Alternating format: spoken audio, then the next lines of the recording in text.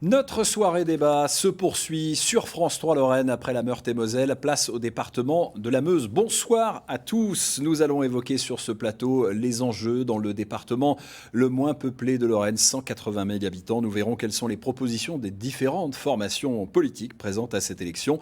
Nous sommes ensemble pour 52 minutes avec trois candidats. Jérôme Dumont, candidat d'hiver droite sur le canton de Verdun 2, Olivier Gucker, candidat de l'Union de la gauche sur le canton de Commercy, et Daniel Eman, candidat du Rassemblement national sur le canton de Commercy également. Avec vous, messieurs, nous allons évoquer le bilan de la mandature qui s'achève, parler de vos projets, de vos propositions pour le département, et enfin nous parlerons de stratégie et politique pour les mois qui suivront cette élection. Mais avant cela, je vous propose de voir comment va se dérouler cette élection à laquelle se présentent 114 candidates et candidats. On regarde cela en images et on se retrouve juste après pour en parler.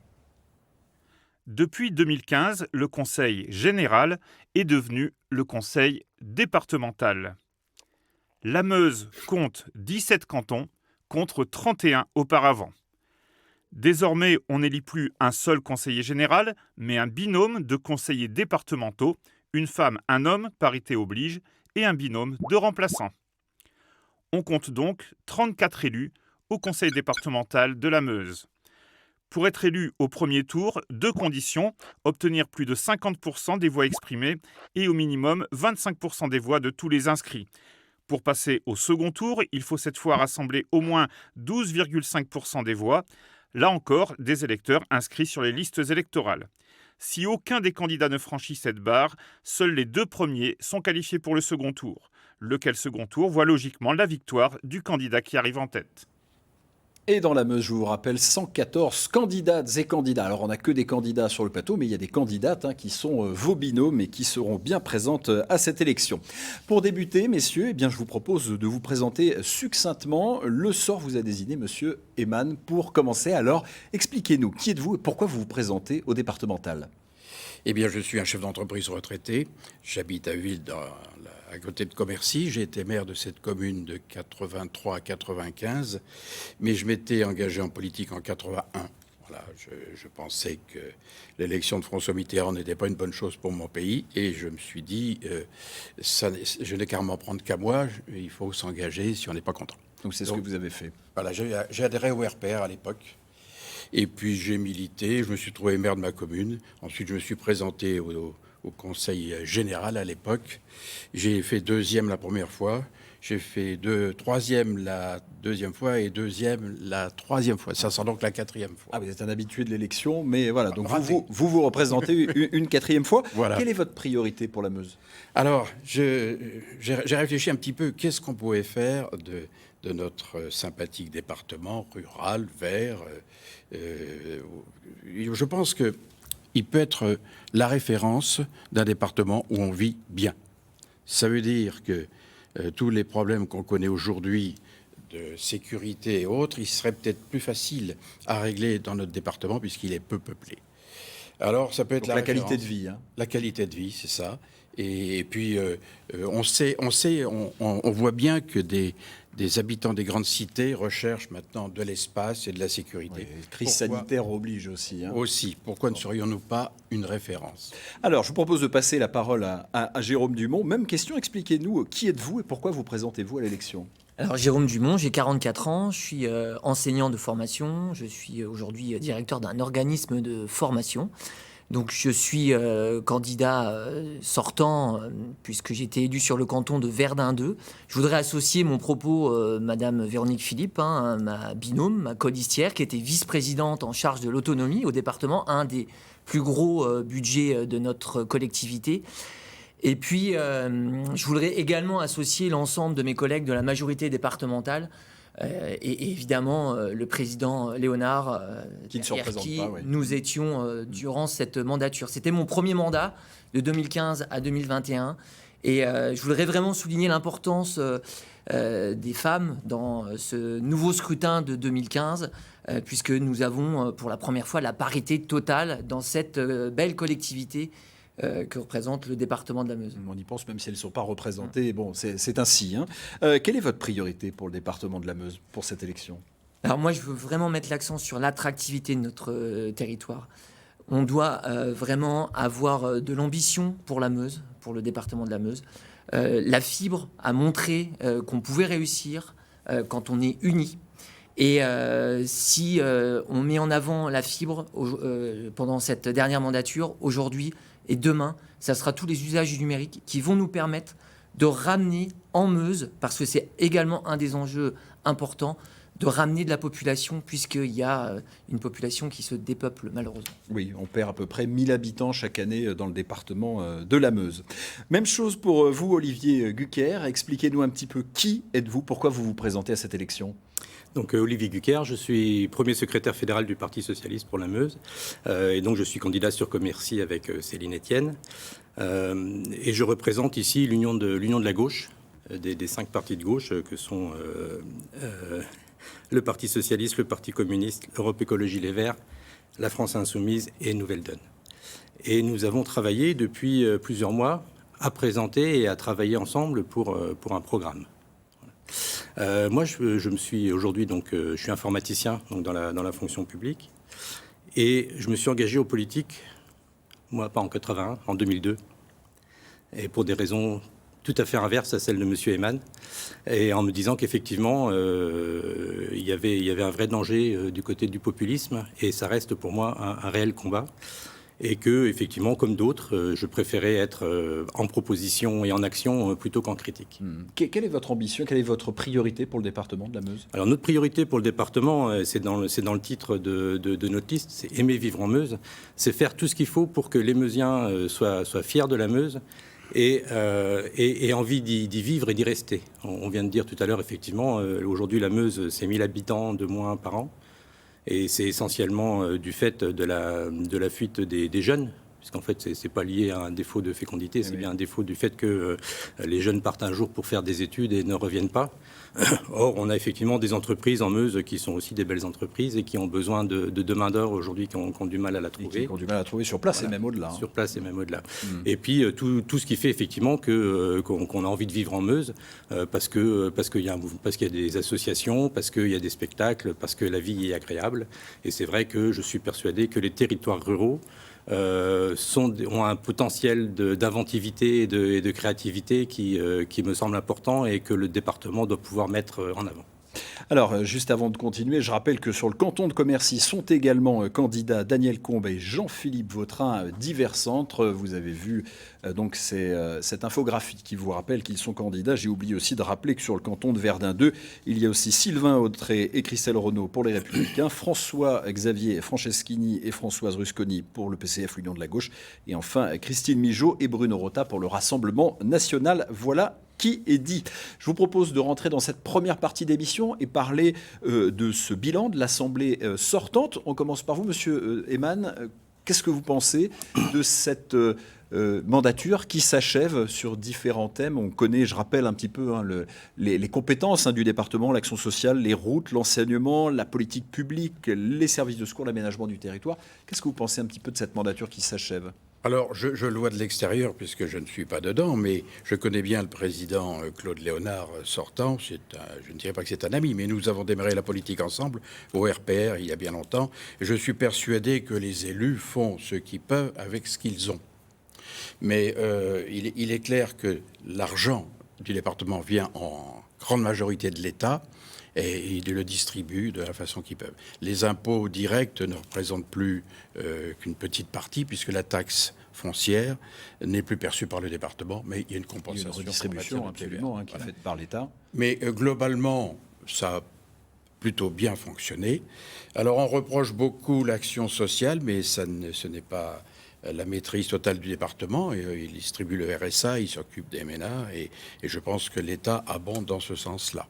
Donc pas vraiment de critique de votre côté. Peut-être, Olivier Gucker, des choses. Alors il peut y avoir des choses positives aussi. Je sais que les collèges, c'est quelque chose qui vous tient à cœur. Hein. Les collèges, oui, je pense que ça a été quand même un des points forts de cette mandature. C'est-à-dire qu'avec la fermeture prévue de 3 collèges, Et la proposition... Effectif de 2. Et effectif de 2, oui, parce que il a fallu que la préfète vous interdise d'enfermer Celui de Varennes, celui de Varennes qui est resté en place. Ceux qui ont été fermés, on le rappelle, c'est Montier-sur-Sault et puis Dun-sur-Meuse. Oui, clairement, je crois que quand on parle de fermeture des services publics, c'est quand même rare, effectivement, que ce soit l'État qui demande au département de ne pas procéder à la fermeture d'un service public.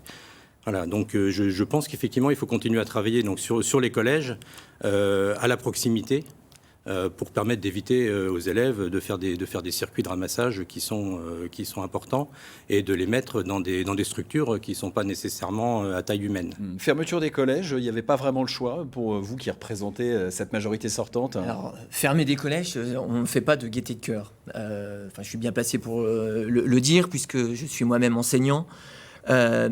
Moi, ce que je retiens sur ce plan collège, qui a été un petit peu caricaturé, il faut bien le dire, c'est un investissement sur 15 ans de 85 millions d'euros. C'est-à-dire qu'aucune majorité précédente n'a mis autant d'argent dans la rénovation thermique des collèges et dans les usages du numérique aussi. Une tablette pour 5 élèves. Demain, avec des expérimentations, notamment le LiFi. Donc, moi, je préfère garder le positif. Et j'en reviens à mon introduction. Si on veut sauver tous les collèges du département, c'est en ramenant de la population, en donnant de l'ambition aux jeunes. Il faut que les jeunes, nos jeunes meusiens, aillent faire des études à l'extérieur et reviennent pour produire de la richesse. C'est la différence qu'on peut avoir, je pense, avec mes concurrents sur cet aspect-là. Puis il y a plein d'autres dossiers sur lesquels on peut se réjouir. C'est la réussite du centenaire. Quelle belle image nous avons pu donner pendant ces 5 ans de centenaire. Il y en a d'autres que je pourrais mettre en valeur, malgré les difficultés aussi et les contraintes que l'État, je parle du gouvernement mené par François Hollande ou aujourd'hui par Emmanuel Macron, nous ont apporté. On pourra en reparler. On pourra parler aussi de la crise sanitaire qui vous a surpris sur les collèges, Monsieur Ayman. Comment jugez-vous l'action du département, de la mandature qui sort? Oui, il est bien évident qu'on ne peut pas faire tourner un collège avec des effectifs insuffisants. Voilà, ça c'est évident. Non, j'ai pas eu à redire sur la fermeture prévue, sur ce qui s'est passé. Malheureusement, la démographie, elle est là. Il y a moins de monde. Il faut essayer d'être attractif pour faire venir des familles avec des enfants. Mais là, sur les collèges, il y a pas grand-chose à critiquer en ce qui me concerne. Je regrette. Bien sûr, comme Jérôme l'a dit, dès qu'on ferme un collège ou une école, on verse une larme, mais au bout d'un moment, s'il n'y a pas assez d'enfants, on ne peut pas faire autrement. On rappelle, la Meuse perd quasiment 1000 habitants chaque année. Sur l'action sociale, la crise sanitaire vous a surpris aussi. Comment jugez-vous l'action du département sur cette crise sanitaire? On rappelle l'action sociale, tout confondu, avec le RSA, avec l'aide aux personnes âgées, c'est 142 millions d'euros. Vous m'arrêtez si je me trompe, Jérôme, je crois, mais c'était ça pour... 60% du budget. Oui, voilà. Alors, monsieur Buquet, comment jugez-vous cette action sociale Je dois dire qu'effectivement, moi, j'ai été surpris de voir récemment dans la presse que le conseil départemental se féliciter d'avoir, au cours de l'année 2020, avoir une situation financière meilleure que prévu. Et que peut-être quand même c'est le signe que le département n'a pas été très présent pendant la crise. Voilà. Je pense qu'effectivement, les collectivités avaient un rôle pour être présents pendant la crise, que les départements avaient ce rôle-là, et que clairement, si effectivement aujourd'hui on regarde comment les choses se sont passées pour les collégiens, mais pour l'ensemble de la population, je continue à dire qu'il valait mieux être meusien à Verdun qu'à Commercy, et qu'il valait mieux être meurthe-et-mosellan que meusien pendant la crise. Parce qu'effectivement, la gestion du département a été plutôt absente. Il y a eu des choses de faites, je ne dis pas le contraire, il y a eu des choses de faites. Moi, je ne peux pas vous laisser dire ça. Mais bien moins qu'ailleurs. Oui. Et clairement, effectivement, le résultat, c'est qu'à la fin, au niveau financier, c'est mieux que prévu. Il y a des économies. Alors, Monsieur Dumont, aucune réponse la gestion de la crise sanitaire qui nous est tombée dessus, comme pour tout le pays, on a pallié clairement aux carences de l'État, j'utilise clairement le mot. Vous dites qu'on n'a rien fait pendant la crise. Les masques, c'est un coût important. Les masques pour les collégiens, pour toute la population. Les blouses que nous avons mis avec les centres sociaux. Les visières pour les masques avec toutes les imprimantes 3D que nous avons rapatriées au cœur de la crise au sein du conseil départemental. et plein d'autres actions liées à nos compétences. Et puis je vais vous donner un autre exemple qui prouve que nous sommes intervenus pour pallier au déficit de l'État. C'est l'aide que nous avons apportée aux étudiants boursiers meusiens, une aide de 120 €.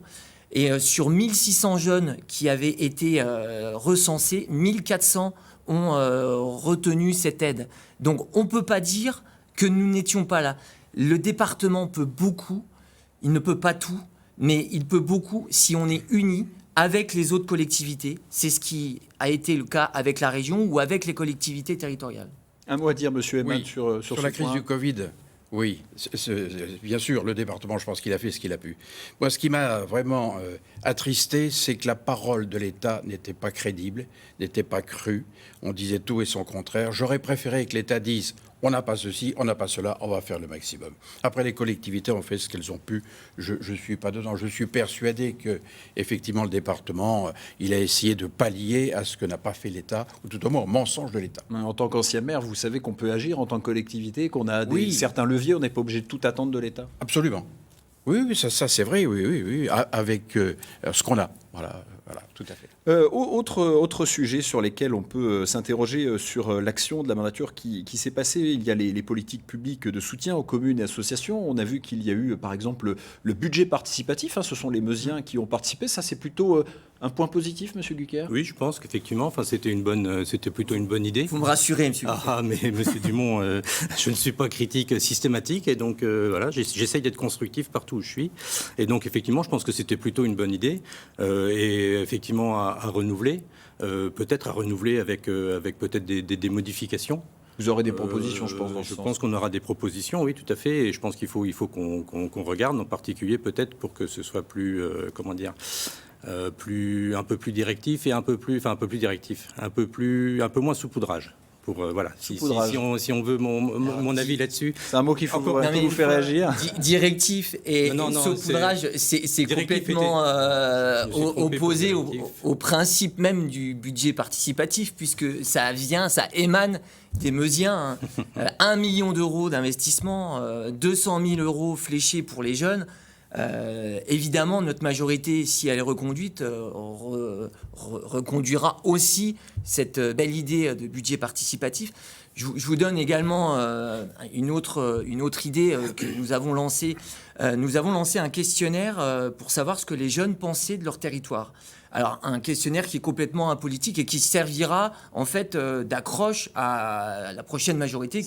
C'est une initiative qui est en cours. C'est en ce moment. C'est une initiative, donc c'est pour ça que c'est compliqué de la mettre en valeur. C'est vraiment quelque chose d'apolitique. Il y a une dizaine de questions qui sont proposées aux Meusiens de 11 à 29 ans. Et derrière, on pourra mener aussi des actions sur cette démocratie participative pour que les Meusiens, les jeunes Meusiens, décident un petit peu de ce qu'ils doivent faire. Alors, évidemment, pas sur tous les sujets. Il ne faut pas non plus tomber dans le populisme, entre guillemets. Mais voilà, c'est en tout cas une nouvelle approche. Et la nouvelle majorité devra aller vers l'innovation, vers l'expérimentation, que ce soit dans la vie démocratique ou dans d'autres sujets sur lesquels on reviendra. Alors, ça nous permet peut-être justement d'attaquer un petit peu sur cette partie que je souhaite qu'on discute, mais c'est sur vos propositions, vos envies, vos ambitions pour la Meuse. On parlait des jeunes. Monsieur Eyman, l'avenir de la Meuse, je le redis, 1000 habitants qui s'en vont chaque année, des jeunes qui peinent à rester. Des propositions de votre côté, du Rassemblement national? Oui, alors, je vais quand même faire une toute petite précision. Je suis à ce jour membre des Républicains. J'ai une mesure d'exclusion à mon encontre, mais qui n'est pas encore effective. Et je suis donc investi par le Rassemblement national. Ça, on l'avait retenu, oui. Voilà, mais ça ne me pose aucun problème. Mais pour l'instant, je suis encore aux Républicains. Enfin, ça me pose problème, moi qui viens de cette famille politique, mais on en reparlera peut-être tout à l'heure. J'aimerais entendre les projets de M. Eyman avant. On va d'abord parler de projets, Oui. et puis on parlera stratégie politique ensuite. Monsieur Eyman, Oui, des propositions que vous avez peut-être pour la démographie de la Meuse, pour l'avenir de la Meuse, finalement, les jeunes dont on a parlé, c'est eux l'avenir de la Meuse. Alors, les jeunes, je vais vous dire un petit peu ce que j'avais dit dans les années 80. J'étais tout jeune maire. Ils sont moins jeunes maintenant. Je suis un peu moins jeune, oui. Et il y avait une réunion générale avec tous les services de l'État. le sujet, comment peut-on faire pour développer l'économie et garder des compétences et des jeunes sur notre territoire. Je leur ai dit, mais attendez, dans les années 80, pensez-vous aujourd'hui qu'un jeune avec de l'ambition, du courage et de la volonté, il a envie de rester ici? Non. Et je me demande même s'il veut rester en France. On a fait fuir les cerveaux depuis 40 ans. Et pourquoi? Eh bien parce qu'ils sont mieux traités ailleurs. En matière de salaire, vous voulez dire salaire, contrat, davantage oui. Les contrats administratifs sont terribles pour une entreprise. J'en suis sorti vivant, j'en suis heureux, mais j'ai beaucoup de confrères. On le rappelle, qui chef d'entreprise. Oui, et qui n'en sont pas là. Donc il faut vraiment une politique nationale complètement inverse de ce qui se passe depuis 40 ans, où alors on a des tracasseries absolues à tous les niveaux. Et pourquoi pas, à ce moment-là, pouvoir dire aux gens, restez en France, restez en Meuse, c'est vert, il y a de l'espace. Ça, c'est national, mais départementalement, comment on agit? Oui, alors, on ne peut qu'actionner les leviers à la disposition du département. Bien sûr, il se fait des choses, je regarde. Voilà, des aides, c'est bien. Il faut le faire, bien sûr, aider toutes les bonnes initiatives. On est tous d'accord là-dessus. Oui, voilà, je serai partie prenante pour ça, avec le budget que nous disposons. Un budget qui est... Mais ça ne suffira pas s'il n'y a pas une volonté nationale. Donc, volonté nationale, pour vous, c'est la priorité. Oui, absolument. Monsieur Gucker, en matière d'enseignement, en matière d'aller chercher les jeunes, de pouvoir déjà les garder en Meuse, vous avez des propositions, des idées, l'Union de la gauche? Oui, tout à fait. Alors, on pourrait parler longuement du national, mais effectivement, je rappelle à tout le monde qu'il est ici, on est sur une élection départementale, et que par conséquent, on va parler du département, si vous voulez bien. Alors, pour la Meuse et pour les jeunes, effectivement, je pense qu'il faut qu'on arrive à donner aux jeunes l'envie et l'imagination du fait qu'effectivement, c'est possible et c'est même sympathique de vivre et de rester en Meuse et pourquoi pas d'y investir et d'y créer des entreprises. Et on a des belles entreprises en Meuse qui vivent et qui effectivement développent des emplois et du chiffre d'affaires et travaillent bien. Et donc pour ce faire, puisque le département agit au niveau des collèges, il nous semble important d'ouvrir le collège et de se servir du collège aussi comme un moyen d'ouverture des jeunes sur la Meuse. Et de leur permettre de découvrir avec le collège, de découvrir leur territoire, que ce soit le milieu associatif ou le milieu économique. Et pour ce faire, effectivement, être plus en lien entre le collège et la ville et le collège, enfin la ville ou la commune, parce que c'est pas toujours des grandes villes. D'ouvrir, c'est-à-dire d'ouvrir les associations au sein du collège, de permettre, et de remettre aussi les moyens pour que dans les collèges, on redonne les moyens, par exemple, de faire des voyages et de découvrir aussi, y compris la Meuse, mais au-delà de ça. Que les élèves voient qu'on peut réussir en Meuse, qu'on peut rester, qu'on peut vivre ici sur ce territoire. Et je pense qu'il faut qu'on fasse les deux, c'est-à-dire qu'il faut aussi qu'on les ouvre sur l'extérieur, parce que on peut aussi en voir envie, et je trouve ça normal et sain quand on est jeune d'aller voir le monde et de s'y réaliser, mais que aussi effectivement leur donner cette envie-là d'être et de rester, pourquoi pas, en Meuse. Et je pense qu'effectivement la crise de la Covid, et on va revenir, effectivement la fibre doivent permettre d'envisager ça de manière plus simple. Jérôme Dubon, vous étiez en charge de la jeunesse au département, et même encore jusqu'aux élections. Quelle proposition de votre majorité de ce côté-là? Alors la crise sanitaire nous offre de nombreuses possibilités. Moi, quand je vois de nombreux hebdomadaires, encore un grand quotidien national hier qui nous annonce mi-temps à Paris, mi-temps à 1 heure de Paris, c'est là la solution. La Meuse retrouve une séduction, la ruralité retrouve de la séduction. À nous d'aller nous vendre à l'extérieur. Le coworking sont des solutions. On voit bien que le télétravail va être institué petit à petit. Le salariat est en train d'évoluer. Et on a un cadre de vie qui est extraordinaire. On pourra en reparler. La vie associative aussi. Les sports de nature. Aujourd'hui, un cadre, un médecin, un dirigeant d'entreprise, un employé, il peut revenir s'installer dans notre département. Il est à 1 heure de Meuse TGV, de Paris avec Meuse TGV. Il est à 1 heure du sillon lorrain et du Luxembourg ou de l'Allemagne. Et en venant s'installer en Meuse, de Commercy à Bar-le-Duc ou à Verdun, il va pouvoir mener une vie beaucoup plus saine que dans les grandes métropoles, tout en gardant, grâce à la fibre, une connexion avec les grandes métropoles, voire même le monde entier. Alors, on rappelle, la fibre est en cours de déploiement. C'est la région qui le déploie, hein, c'est-à-dire 7 départements de Lorraine et de Champagne-Ardenne. Il n'y a que la Moselle qui fait bande à part, on va dire. Mais se sont mis d'accord pour que la fibre soit faite. Et c'est le département qui, tout de même, abonde dans le budget pour que Alors, la fibre se c'est fasse. un sujet que j'ai porté avec André Janot dans un premier temps.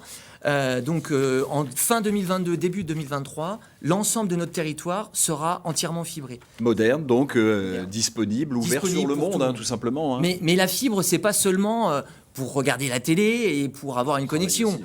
C'est le télétravail, évidemment. C'est les solutions pour l'éducation. On a vu les difficultés qu'avaient pu avoir à un moment donné certains collégiens avec la fibre.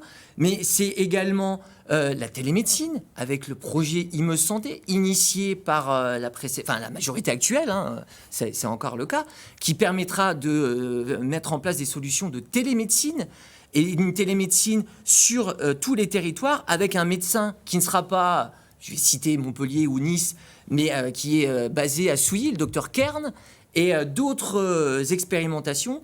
Ça, c'est vraiment un sujet que on pourrait déployer. C'est le cas aussi dans le domaine de l'agriculture, de l'attractivité globale.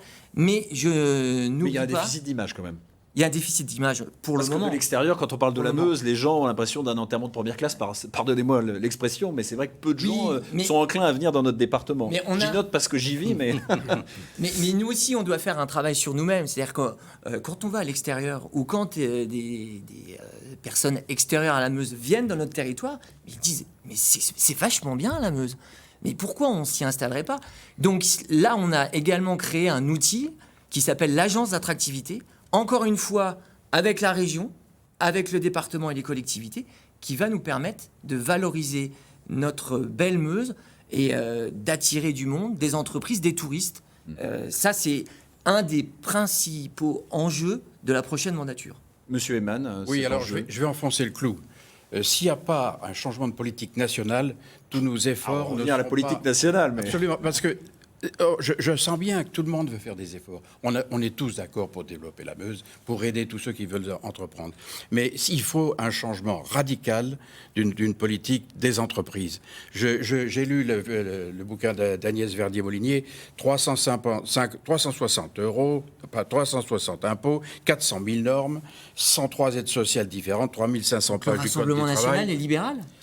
Alors, laissez-moi terminer. 1851 primes, tout ça est très lourd à gérer. Et je pense que un département, il peut faire des tas de choses, mais il ne pourra pas redynamiser une économie générale s'il n'y a pas un changement d'une politique générale de la France. oui, mais si vous êtes élu conseiller départemental, comment vous allez militer justement pour Eh bien, que ça se je le fasse ferai savoir au moins.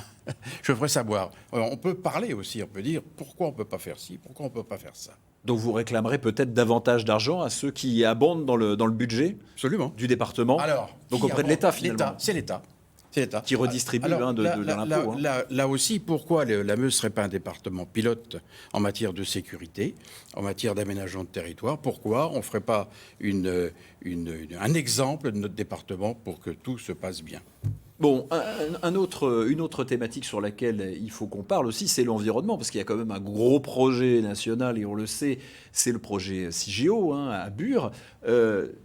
Vous qui faites l'union de la gauche, Olivier Gucker, expliquez-nous un petit peu quelles sont vos propositions de ce côté-là. C'est vraiment un point d'achèvement. On l'a vu, il y a eu un procès justement la semaine dernière. Oui, tout à fait. Et ça me permet effectivement d'avoir une pensée particulière à Angélique Huguin, qui est candidate sur le canton de Ligny et qui faisait partie des 7 accusés. Juste sur ce procès, j'y étais et clairement, je l'ai déjà dit, j'y serais pas allé si effectivement les gens qui étaient accusés avaient été accusés d'avoir mis le feu quelque part. Voilà. Le procès qui s'est déroulé à Bar-le-Duc ces jours-ci me paraît être inquiétant. Voilà. Alors, on ne va pas forcément continuer là-dessus parce que ce n'est pas une compétence du département, mais effectivement, les moyens de surveillance de la population qui sont mis en place pour surveiller et contraindre les opposants à Bure me semblent un peu inquiétants. Et d'ailleurs, ils sont remis en cause par la Ligue des droits de l'homme, par exemple. Voilà. Ceci étant dit, sur le projet Voilà, lui-même. donc sur le projet lui-même, je crois qu'il est temps aujourd'hui que Bure, le laboratoire de Bure et le projet CIGEO soient regardés par les élus du département autrement que par la simple manne financière. Voilà. Déjà, on peut effectivement se poser la question, cette manne financière, hein, monsieur Eman, ça fait 30 ans qu'on nous donne 30 millions d'euros par an. Le résultat, c'est la fermeture du collège de Montier. Parce qu'effectivement, le développement économique du Sud-Meusien en particulier, et en particulier dans cette zone-là, a été quasi inexistant. Et on rappelle Montier, donc pas loin de Bure. Hein, dans le tout à fait. Montier, c'est la ville la plus proche de Bure. Enfin, c'était le collège le plus proche de Bure. C'est le collège des élèves de Bure, s'il y avait encore des élèves à Bure. Et effectivement, le constat, c'est qu'aujourd'hui, on a dans l'environnement immédiat de Bure des communes qui, effectivement, ont des beaux trottoirs, ont des mairies toutes neuves et ont des éclairages écologiques, mais zéro emploi. Voilà, donc ça, c'est le premier. Et le deuxième, c'est effectivement la vue sur le projet lui-même. Quelle est votre position, justement ? Donc, notre position, justement, et ça a été un des lieux d'accord pour notre entente pour l'Union de la gauche, en Meuse, l'Union de la gauche et des écologistes, c'est effectivement de s'appuyer au moins sur les rapports qui nous sont transmis par les autorités environnementales, l'autorité de sûreté nucléaire et l'autorité environnementale, qui nous disent ce projet est aujourd'hui risqué et il a un certain nombre d'impacts qui ne sont pas encore mesurés. Je reprends juste effectivement l'ensemble des déchets qui sont bitumineux, qui risquent de prendre feu. Il y a l'ensemble de ces déchets qui génèrent de l'hydrogène. Enfin voilà. Donc vous êtes plutôt contre ce projet CIGEO qui est actuellement. Aujourd'hui, effectivement, on est contre ce projet CIGEO. Ce qui n'empêche que par ailleurs, on est aussi conscient que ces déchets existent. Mais alors où les mettre ? C'est ça la question. Est-ce qu'il faut les mettre à Bure ? Est-ce qu'il faut les mettre ailleurs ? Est-ce qu'il faut revoir le dossier de Bure ? Je pense qu'il faut revoir, comme nous le disent l'autorité environnementale et l'autorité de sûreté nucléaire, qui quand même, je le dis, enfin l'autorité environnementale nous dit il faut désertifier le secteur. Qui a rendu un avis au mois de février. Voilà, c'était en début d'année. C'était fin janvier. Fin janvier, mi-janvier. Qui nous dit ça. Le principe de précaution veut qu'on revoie les objectifs de développement du secteur. Donc, grosso modo, qu'on désertifie le secteur. Oui. Est-ce que Bure n'est qu'une juste pour terminer là-dessus, parce qu'effectivement, ces déchets existent et du coup, aujourd'hui, on ne sait pas les traiter. Voilà, et les mettre sous le tapis ou les enterrer ne semble pas être une solution. Donc si vous êtes élu, vous militerez pourquoi ? Vous demanderez quoi ? Effectivement, on demandera pour que la recherche continue et que la recherche continue sur l'ensemble des voies qui avaient été envisagées, y compris dans les lois Bataille, enfin depuis toutes les lois. Clairement, aujourd'hui, au niveau du nucléaire, depuis qu'on a arrêté d'enterrer, de balancer les fûts radioactifs dans la Manche, parce que c'est ce qu'on faisait à l'époque en disant que tout allait bien se passer, et qu'on s'est rendu compte que c'était pas tout à fait le cas. Il n'y a eu une seule voie de rechercher. On a mis le doigt quelque part sur un territoire qui se trouvait être juste un peu désertique et on se pensait qu'il n'y aurait pas d'opposition, et on a dit on va les enterrer là. Donc aujourd'hui, on dit il faut reprendre la recherche. Il n'y a rien qui urge parce que on sait bien plus de budget sur la recherche que sur l'enfouissement en fait. Aujourd'hui, on dit le Bure est un laboratoire et on demande à ce que la recherche continue à Bure sur l'ensemble des secteurs de recherche qui permettront peut-être un jour de traiter ces déchets. Jérôme Dumont, ce n'est qu'une manne financière, Bure ? C'est ce que disait Monsieur Gucker. Bien sûr que non. Alors c'est assez paradoxal les propos que tient Monsieur Gucker, puisqu'il dit d'un côté, oui, on a des déchets et on ne sait pas quoi en faire. Moi, à titre personnel, alors, je ne suis pas un scientifique, mais j'ai plus peur de les voir stockés en surface comme ils le sont actuellement qu'à moins 500 mètres dans une zone qui aura été étudiée pendant quasiment 30 ans. Moi, je suis descendu, je suppose que vous aussi, à visiter ce laboratoire. Alors oui, il y a toujours des craintes, mais quand même, moi, je fais confiance aux scientifiques. Et je voudrais mettre l'accent sur ce côté scientifique. On est en Meuse, on n'a pas d'université, on a parlé des collèges et de la jeunesse. Pourquoi ne pas faire confiance et pourquoi ne pas prendre l'accent technologique pour Bure ? Vous dites qu'il n'y a pas d'emploi créé. Comme il y en a quasiment 400. Ouais.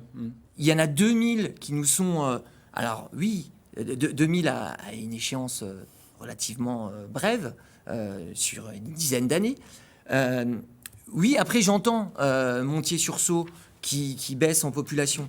Il faut aussi que l'État tienne ses engagements par rapport à l'aménagement du territoire, de la zone de proximité, mais de l'ensemble de notre département. Alors moi je pense que c'est une opportunité, un chantier gigantesque. Et, qui est prévu pour durer au moins 120 ans. Le principe de précaution a fait beaucoup de tort à notre pays. Pourtant, c'est quelqu'un que j'ai soutenu qui l'a mis en place, hein, Jacques Chirac. Mais à un moment donné, je vais prendre une expression de Churchill, c'est la pire des solutions, à l'exception de tous les autres. Tous les autres pays font la même chose. Donc, et on a cette opportunité, encore une fois, d'expérimenter et d'avoir un laboratoire technologique en faisant venir des ingénieurs, peut-être de toute la France, voire même du monde entier. Monsieur Heymann, votre position sur le projet CIGEO, sur Bure? Je me souviens très bien quand il est né. On en a parlé. Le projet, vous voulez dire? Le projet, oui.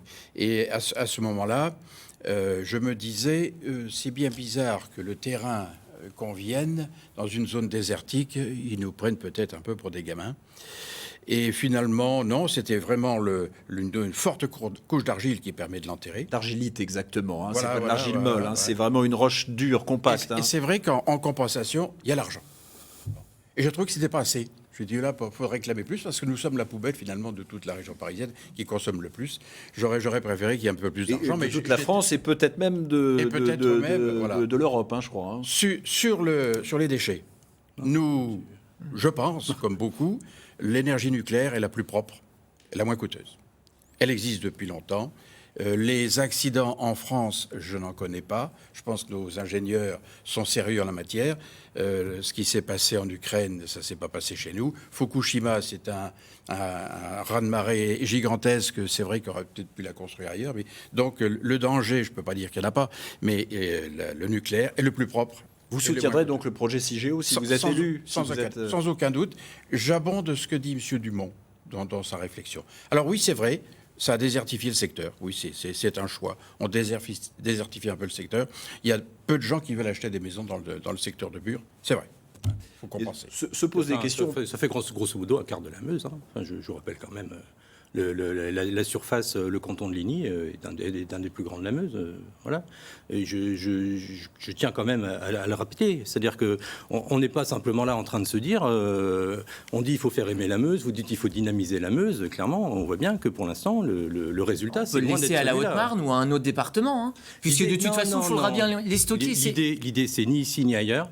Je crois qu'on a encore du temps. Donc on garde des déchets nucléaires en surface, alors qu'on a une possibilité d'expérimentation. Monsieur Dumont, faites confiance. Monsieur Dumont, faites confiance aux scientifiques et à l'intelligence et à ceux qui recherchent. De la France. Voilà, et demandez-leur de faire ce que la loi leur a demandé, c'est-à-dire de rechercher les différents moyens de traiter éventuellement ces déchets. Aujourd'hui, ça n'a pas été fait. Et effectivement, tout le monde trouve très confortable de les enterrer en Meuse, parce qu'effectivement, on y trouve une population et des élus. Je suis d'accord avec vous sur le traitement actuel des déchets, mais les déchets qu'on a produits depuis 50 ans, il faut bien qu'on les stocke à un endroit. C'est cette réflexion que je ne comprends pas chez les opposants. On sait très bien. On peut être aujourd'hui contre le nucléaire, mais les déchets, il faut bien qu'on les stocke. Avant de les enterrer pour 600 000 ans, voire 1 million d'années, je rappelle, il y a 600 000 ans, on ne savait pas que le feu existait. Voilà les échelles de temps sur lesquelles on se met. D'accord. Je rappelle que pas loin de chez vous. Je vous rappelle qu'en 6 mois, on a créé un vaccin contre le Covid-19. Donc faisons confiance donc peut-être à la d'ici 6 mois, Monsieur Dumont, on aura trouvé une vraie solution. On va détruire les déchets nucléaires. Peut-être que d'ici 6 mois, on aura trouvé une vraie solution pour gérer les déchets nucléaires. Peut-être un changement. Quand on parle de mémoire, je veux juste rappeler, dans le nord de la Meuse, après la guerre, il y a eu des endroits où on a défait les obus, qui étaient des obus à gaz, d'accord ? Moins de 2 générations après, donc forcément, ça comment dire. Le temps est passé, mais on a oublié. Le temps est passé, mais puis les terrains étaient contaminés. Enfin, aujourd'hui, on ne peut pas produire dessus. Voilà. C'est un des enjeux du projet. 2 générations après, on avait déjà oublié que c'était là. 2 générations après, il y avait des agriculteurs qui faisaient du lait dessus. Écologique n'était pas la même. Enfin, là, moi, je suis historien de formation. Vous n'allez pas prendre des faits d'il y a un siècle pour les remettre à. Ça, c'est une erreur de tous les étudiants, voire de tous les lycéens. Je vous remercie de me traiter d'étudiant lycéen. J'ai un peu passé l'âge. Monsieur Heymann, un mot. Alors, je ne connais pas tout de Bure. Moi, je suis assez d'accord pour faire confiance aux scientifiques et qui ont prévu ce projet. Il a été aussi accepté démocratiquement. Jusqu'à ce jour, on ne l'a pas imposé. Les élus ont dit oui. Je me souviens que le département a dit OK. Il a dit OK. Donc c'est quelque chose de démocratique. Maintenant, ce que j'ai compris, c'est qu'on travaille aussi sur la récupérabilité. On se dit, si un jour une technique permet de les récupérer, on peut les récupérer. Voilà ce que j'ai compris. Je Si crois que vous pouvez vous avez aborder raison. dans mon sens. Réversibilité. Je crois que vous n'avez pas bien compris sur ce sujet-là. Mais expliquez-moi, parce que Je pense que ça fera l'objet d'une émission complète, à mon avis. Je vous propose, en tout cas, plus personne n'en parle. En tout cas, c'est un vrai sujet sur lequel les élus locaux s'engagent, doivent s'engager et Oui, s'engageront en que ça fonction fait des partie du résultats des débat, élections. tout à fait, oui. Je propose de parler un peu de stratégie politique. Je vous voyais, Daniel Eman, abonder pas mal dans le sens de Jérôme Dumont. Oui. Voilà, vous étiez LR, vous êtes passé du côté du Rassemblement national. Expliquez-nous cette stratégie. Vous aimeriez un rapprochement finalement avec les Républicains. Je l'ai fait.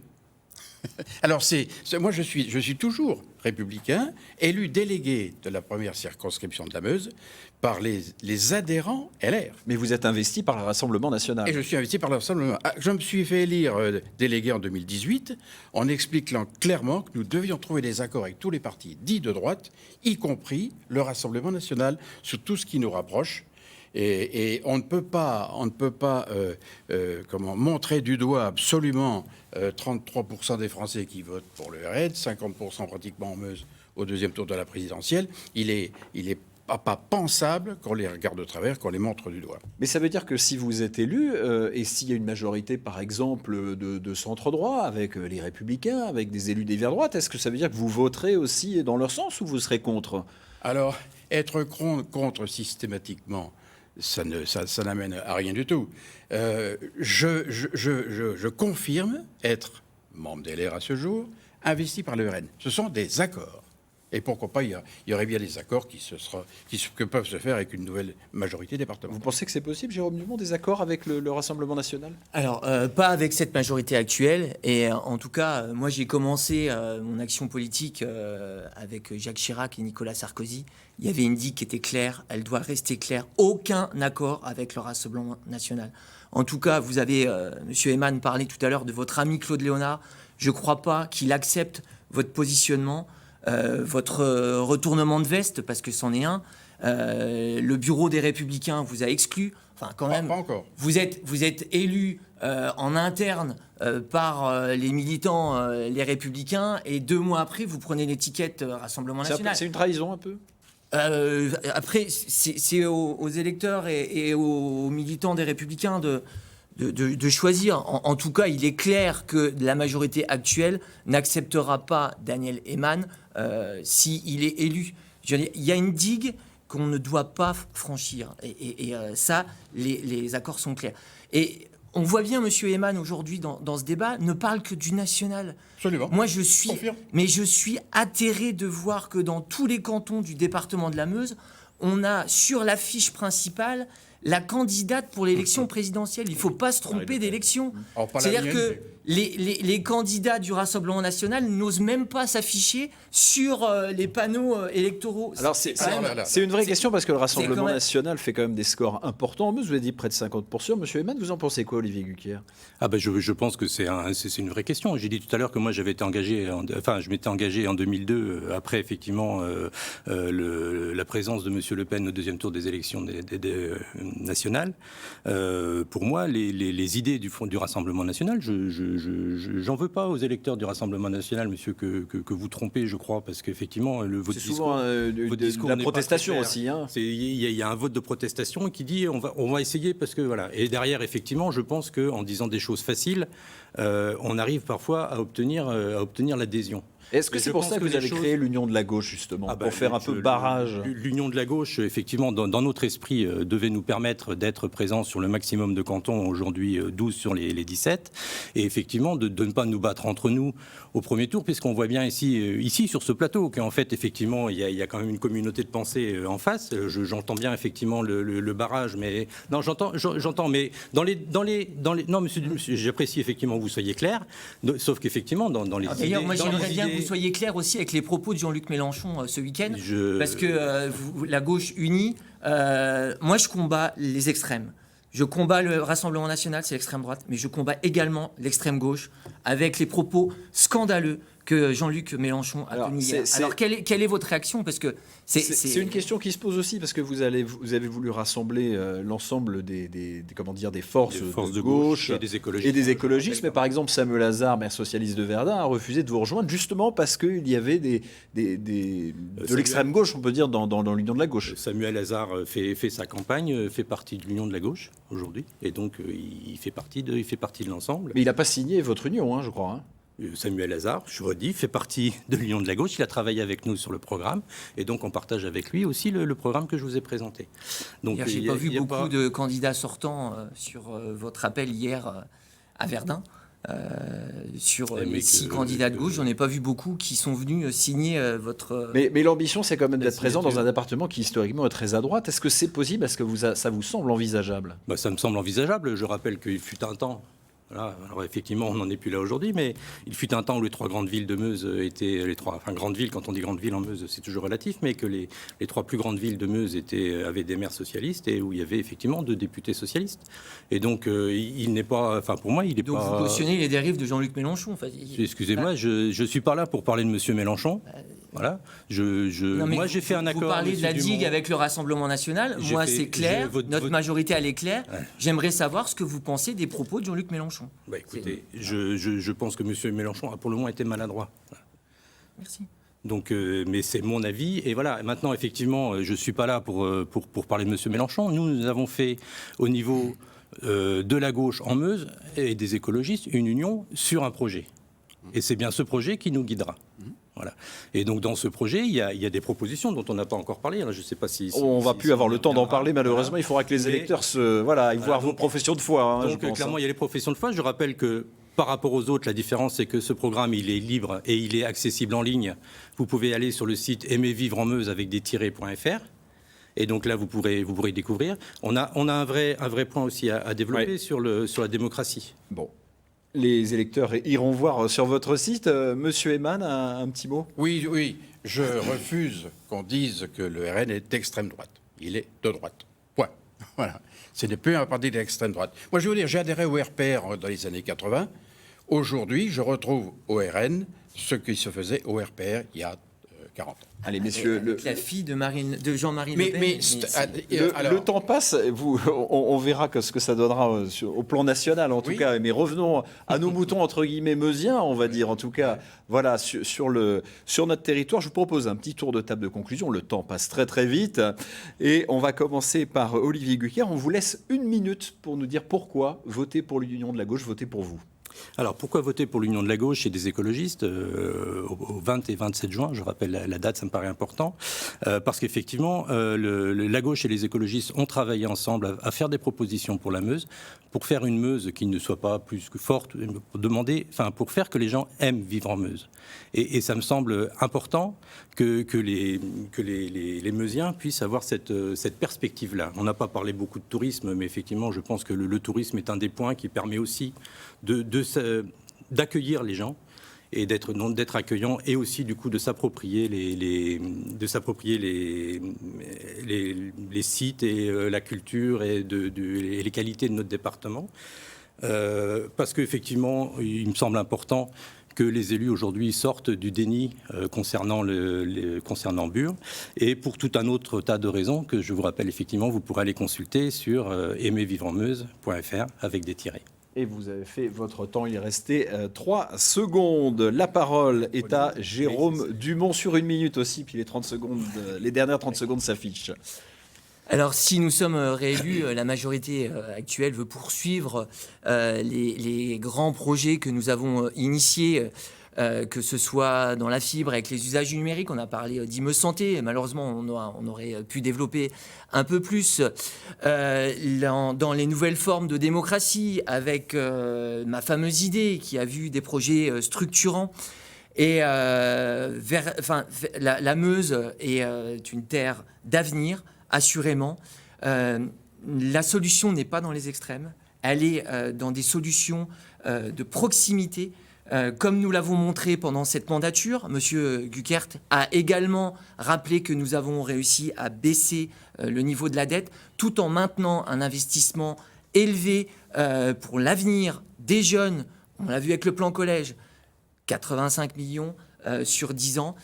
Bref, la Meuse est une terre d'histoire et une terre d'avenir. Et voilà, vous avez fait votre temps. À vous, monsieur Ayman, de conclure sur 1 minute. Pourquoi voter pour le Rassemblement national pour ces départementales?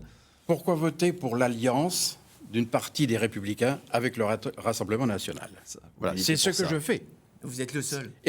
Allez, on vous écoute, c'est votre temps de parole. Je m'en moque d'être le seul, je le fais. Et vous avez une majorité de sympathisants LR qui le veulent. Il faut le dire. Et alors, ceux qui sont sympathisants du RN sont encore plus pour le vouloir. Je pense qu'on ne peut pas mépriser tous les électeurs qui votent RN. Ils ont leur raison. C'est grotesque, cette chasse aux sorcières. Grotesque, stupide et insultant pour tous les électeurs. Je pense qu'il faut arrêter. Cette histoire de digue, je n'y comprends rien. Voilà, ça ne me convient pas. Il faut gérer la France avec les électeurs qui votent RN. Absolument. Et bien sûr que Jean-Marie Le Pen, on ne pouvait pas le suivre. Sa fille, le fils d'un voleur n'est pas forcément un voleur. Sa fille a dédiabolisé le RN. Et ma foi, j'en suis assez satisfait. Je vous remercie. Bon, vous êtes arrivés quasiment au bout de votre temps. Messieurs, cette émission arrive à sa fin. Merci d'avoir évoqué par le petit bout de la lorgnette quelques sujets. On sait qu'ils sont nombreux et on les suivra pour ces élections. Les électeurs vous suivront. Je vous rappelle que ce scrutin aura lieu les 20 et 27 juin. N'oubliez pas de voter. C'est un devoir civique nécessaire pour l'exercice juste de la démocratie. Prochain débat sur France 3, ce sera lundi prochain, 14 juin, avec les départements des Vosges et de la Moselle. C'est la fin de cette émission. Merci de l'avoir suivi. Excellente soirée à toutes et à tous.